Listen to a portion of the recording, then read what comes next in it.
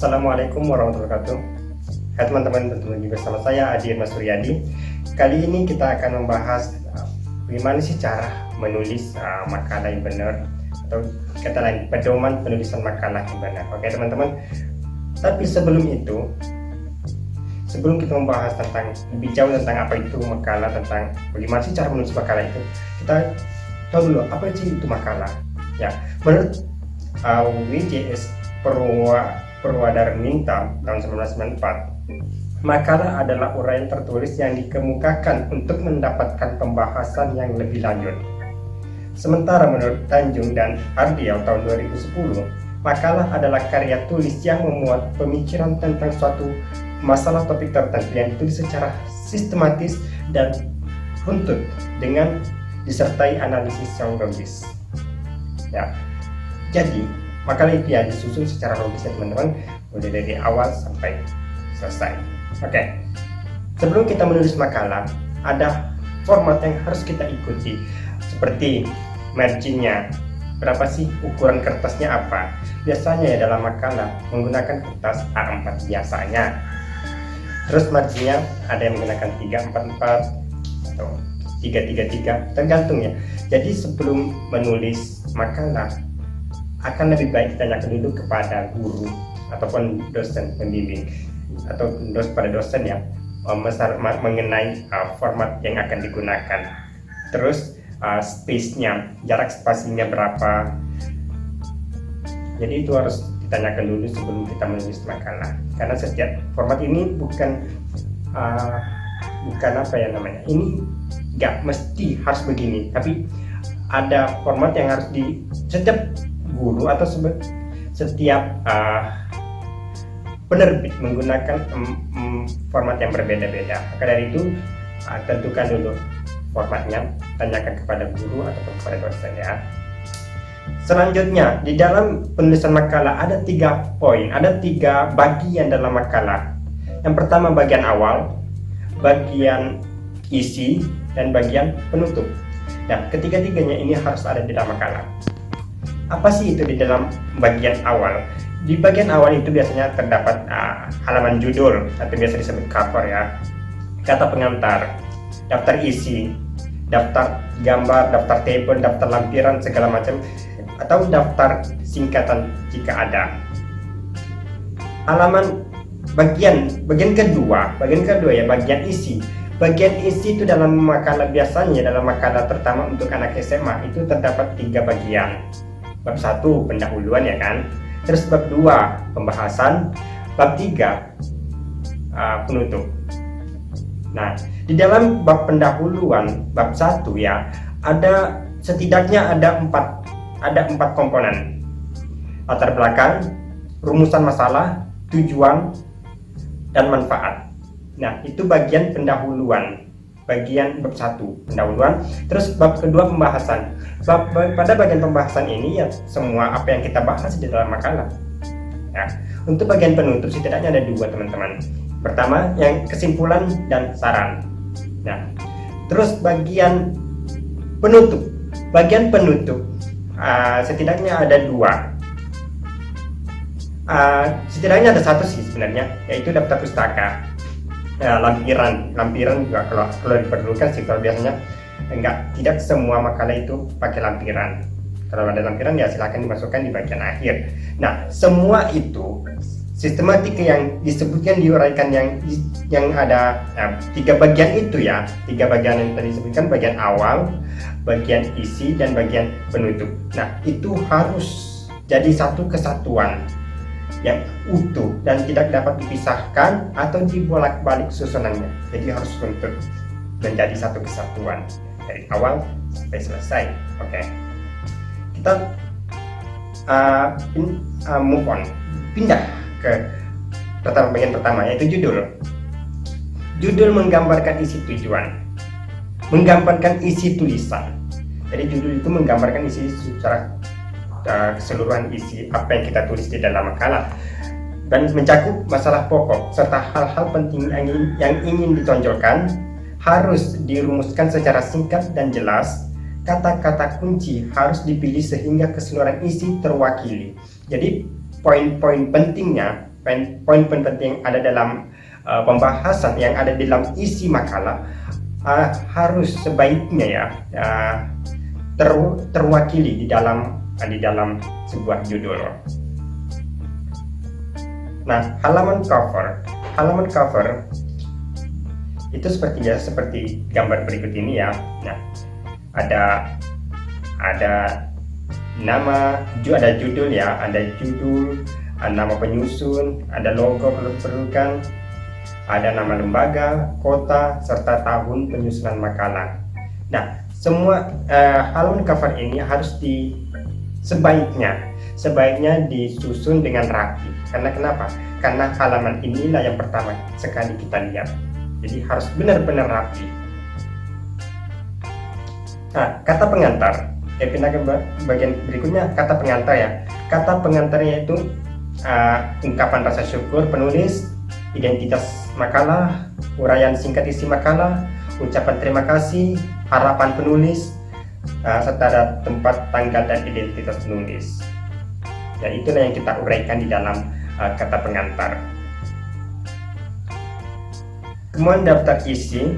Ya, daftar isi itu berisi tentang apa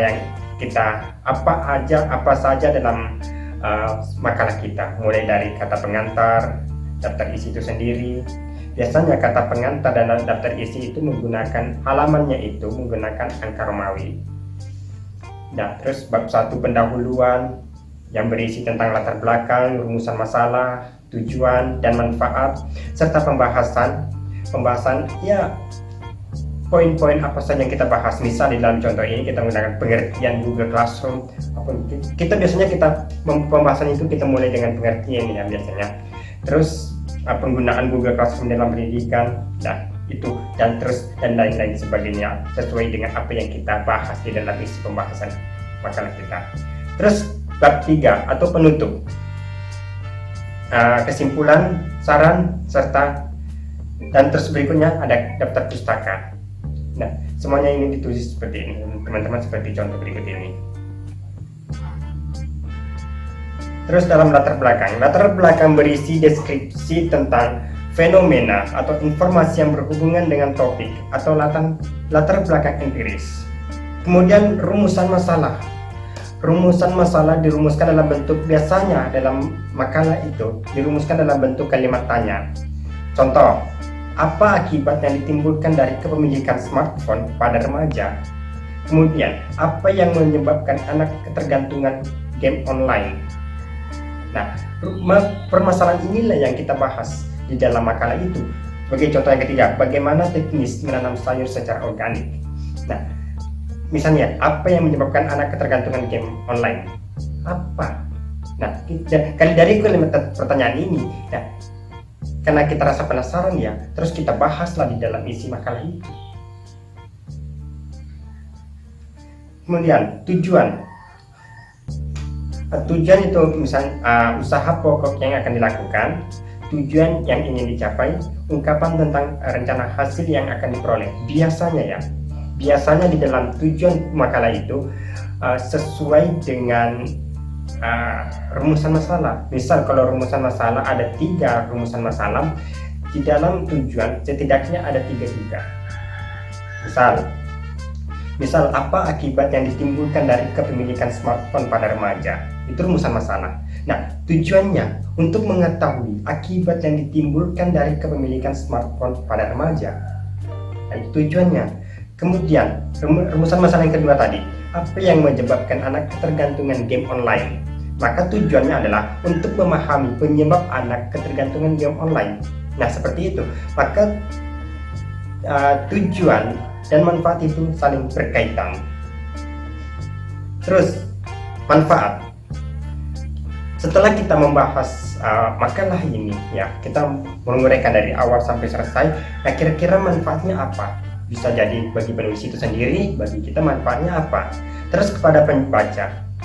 Nah, kepada pembaca bisa jadi guru, siswa, masyarakat. Nah, kira-kira manfaatnya bagi mereka apa setelah membaca isi makalah kita? Nah, kemudian bisa jadi kepada ke sekolah. Apa sih manfaatnya setelah kita membahas ini, apa manfaatnya bagi sekolah itu sendiri? Kemudian bab 2 pembahasan ya, kita mau pindah ke pembahasan bab 2, yaitu kajian teoritis atau tinjauan pustaka yang biasanya memuat teori-teori utama atau turunan yang berkaitan dengan masalah yang dibahas. Menyajikan kutipan pendapat dari buku yang harus diselingi dengan pendapat penulis. Penulis harus mampu membandingkan dan pada akhirnya menyatakan posisinya terhadap teori yang dianggap paling relevan dengan masalah-masalah yang dibahas. Penulis makalah harus benar-benar jujur untuk mencantumkan sumber kutipan. Tidak ada satu kalimat hasil kutipan yang tidak dicantumkan sumbernya, baik dalam kutipan ataupun harus ada di dalam daftar pustaka. Nah, biasanya dalam kajian teoritis atau tinjauan pustaka, kita memulainya dengan pengertian. Misal, apa itu pengertian smartphone? Ilmuwan A mengatakan smartphone adalah bla bla bla bla. Kemudian yang B mengatakan smartphone adalah bla bla bla bla. Dan kemudian kita bisa mengacu kepada siapa di antara sekian banyak pengertian smartphone, mana yang paling relevan terhadap makalah kita, mana yang paling sesuai. Dan itulah kita menunjukkan di mana posisi kita. Nah, biasanya untuk mendapatkan sumber yang terpercaya ya, untuk mendukung makalah kita, ada beberapa sumber-sumber terpercaya yang bisa kita gunakan di dalam, baik itu dalam internet ataupun dalam buku. Biasanya sih dalam zaman teknologi zaman sekarang, kita biasanya menggunakan di dalam sumber-sumber yang ada di internet kan. Nah, tidak semua sumber-sumber yang ada di internet itu bisa digunakan. Kita harus memilah-milah mana yang bisa digunakan, mana yang terpercaya dan mana yang tidak. Nah, yang terpercaya itulah yang bisa kita gunakan. Nah, di dalam video ini kan, saya akan menunjukkan beberapa sumber-sumber terpercaya yang bisa kita gunakan. Satu, yang pertama, iresources.perpusnas.go.id. Ya, ini milik Perpusnas, Perpustakaan Nasional ya. Terus ada lipi.go.id. Terus ada Google Scholar atau Google Cendekia. Di sini juga menunjukkan menampilkan sumber jurnal-jurnal yang bisa kita gunakan sebagai acuan atau sebagai referensi kita. Terus kemudian ada doij.org atau Science Direct dan online, ataupun kita juga bisa menggunakan website pemerintah, karena website pemerintah itu bisa dijadikan sebagai rujukan di dalam tulisan makalah kita. Kemudian kutipan dan parafrase. Setelah mendapatkan sumber terpercaya, kita tidak bisa mengcopy paste isi dari sumber tersebut dari awal sampai selesai. Kita bisa mengambil beberapa bagian, kita bisa mengutip beberapa atau memparafrase. Kalau mengutip, kita menggunakan tanda kutip. Misal sebagai contoh ini ya, orang yang benar-benar berpendidikan adalah orang yang telah memahami cara belajar. Ini kata Carl Rogers, seorang psikolog pendidikan. Nah, setelah kita parafrase ya, kalimatnya akan berbeda. Misal seperti ini, seorang pakar psikologi pendidikan bernama Carl Rogers mengungkapkan bahwa orang yang berpendidikan adalah mereka yang telah memahami cara belajar. Rogers tahun 2003. Nah, sangat berbeda antara kutipan dengan parafrase, karena dalam kutipan itu kita benar-benar memindahkan dari sumber ke dalam makalah kita, memindahkan benar-benar sama persis. Tetapi dalam parafrase kita mengganti bahasa, tetapi poinnya tetap poin inti dari isi tersebut tetap kita pertahankan. Kemudian contoh berikutnya, membaca yang efektif adalah percakapan dengan penulisnya. Ini kutipan menggunakan tanda kutip ya. Terus setelah diparafrase, Colin Ross mengungkapkan bahwa cara membaca yang efektif adalah dengan cara aktif mengajukan pertanyaan serta menumbuhkan jawabannya dari bacaan yang bersangkutan. Sangat berbeda kan? Tapi poinnya tetap sama. Nah, kemudian pindah ke bagian ketiga, yaitu bab 3, yaitu penutup. Yang pertama yaitu kesimpulan. Kesimpulan memuat penafsiran atau pemaknaan secara menyeluruh terhadap isi. Simpulan bukanlah rangkuman melainkan berupa jawaban yang mendasar atas makalah yang diajukan pada bab sebelumnya. Kesimpulan harus sejalan dengan masalah dan tujuan makalah yang ditetapkan. Teknik penulisan kesimpulan dapat dilakukan melalui dua bentuk butiran. Jadi kesimpulan di sini bisa dalam bentuk butiran ya, misalnya kesimpulan poin pertama apa, kesimpulan poin kedua apa, kesimpulan poin ketiga apa, dalam bentuk poin-poin, butir poin. Dan kedua bisa berbentuk paragraf atau essay pada bentuk paragraf. Ya tidak terlalu banyak tapi singkat padat ya. Terus bagian kedua dari penutup yaitu saran. Saran merupakan bentuk tindak lanjut dari penulis makalah atas temuan yang telah dibahas sebelumnya. Saran harus selalu berhubungan dengan isi makalah. Saran dapat ditujukan bagi para pembuat kebijakan, pengguna makalah, atau kepada penulis makalah selanjutnya. Nah, itu saran. Setelah kita menulis makalah tersebut, ya kira-kira saran kita apa? Saran bagi kita seorang penulis makalah, saran kita apa?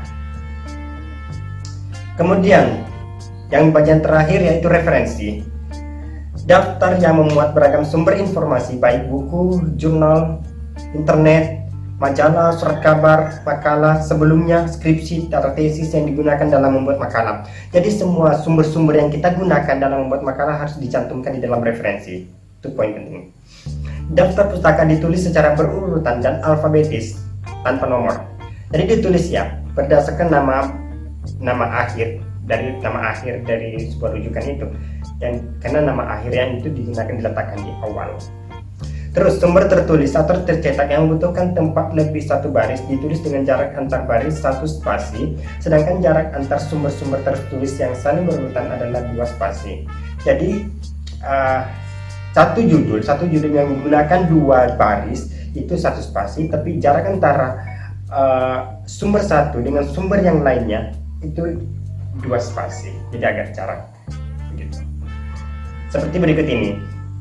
Namanya itu misalnya Aminuddin itu nama belakang, Aminuddin A. A itu bisa disingkat ataupun menggunakan nama lengkap. Itu. Terus tahun. Di sini pakai tanda kurung ataupun tidak, itu sama saja. Biasanya boleh menggunakan tanda kurung atau tidak boleh. Terus judul itu dimiringin, terus tempat terbit, terus penerbit. Jadi di sini nama belakang diletakkan di awal, terus nama depan itu bisa disingkat atau tidak. Tapi yang perlu diingat, kemudian tahun boleh pakai tanda kurung ataupun tidak. Tapi yang perlu diingat adalah harus konsisten.